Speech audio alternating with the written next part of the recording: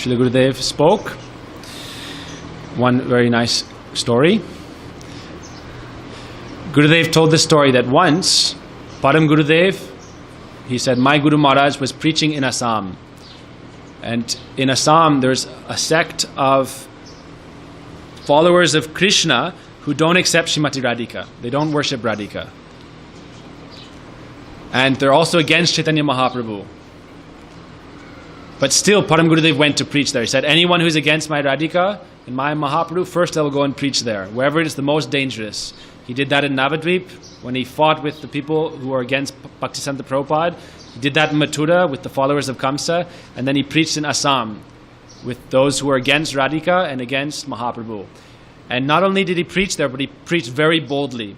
So Gurudev tells the story that my Guruji, he preached to those people. They are followers of Hankaradev.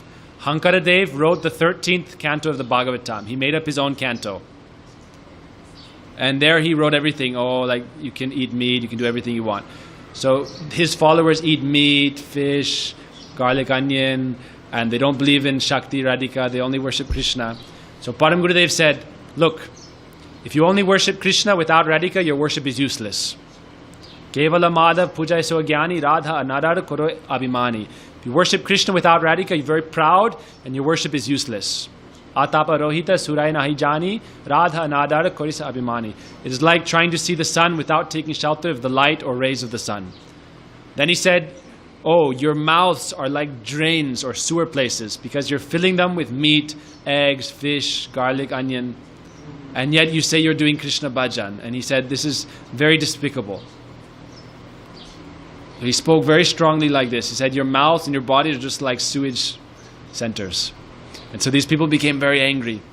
And then they said in response, oh, you worship this fake god Mahaprabhu. Mahaprabhu isn't Bhagavan. So they retaliated like that. And then Param Gurudev said, hey, Vaman Maharaj, stand up and give praman, give evidence from the Vedas that Mahaprabhu is Bhagavan. And so then, because they followed the Vedas also, so he said, Vaman Goswami Maharaj spoke 108 verses from memory. That's why we're memorizing these verses, so we can preach boldly and please Gurudev. Purity said, my daughters and sons should preach boldly, not like kittens and mice. I want them to preach like tigers and tigresses. That's why you're learning all these verses, so you can preach.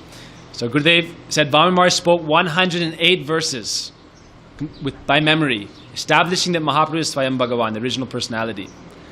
And he was so powerful in his preaching that people in the audience who were against this, they began throwing rocks and bricks and bottles.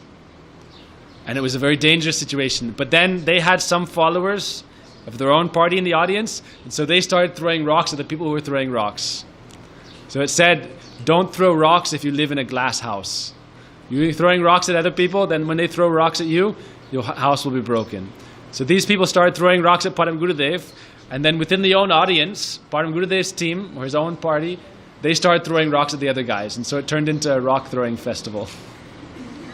Like Holi. Instead of colors, they were all throwing rocks at each other. And in this way, and then they were wrestling and punching and fighting. And finally, the situation was resolved. And Param Gurudev was victorious. Param Gurudev every year preached in Assam. And many devotees came from Assam. And he started temples in Assam also. And he completely changed all these people.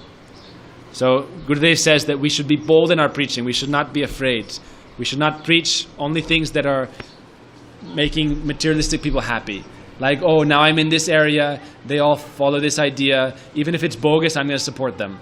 He said you should speak the truth even if people don't like it. Satyam bruyat, apriyam bruyat. But this is just breaking, kandan. After, you should do healing, mandan.